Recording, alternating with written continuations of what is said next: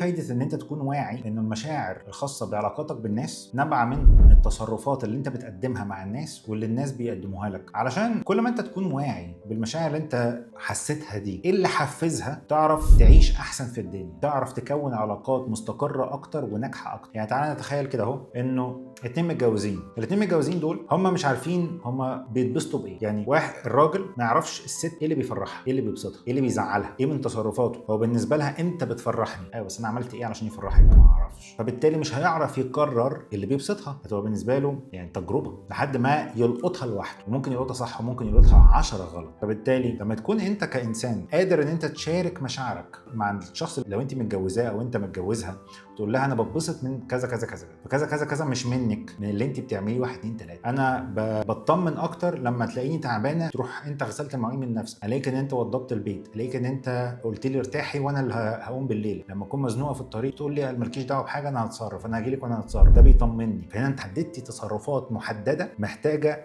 هو يعرف يعملها اكتر من مره، هو يعرف يعيدها لك. فبالتالي يبقى العلاقه اللي ما بينكم دي علاقه المشاعر اللي فيها متجدده، تبقى انت فرحانه وهو نفس الموضوع. انه لما بتتكلمي معايا بالطريقه دي، لما بخش من البيت وبلاقيكي مبتسمه لي ولاقيك ان انت فرحانه وبتناديني بصوت عالي ومبسوطه، ده بيفرحني. فلما تشارك مشاعرك بناء على التصرفات اللي قدامك بيقدمها معاك في العلاقه، ده بيخلي العلاقه سهله والعلاقه ناجحه بسهوله.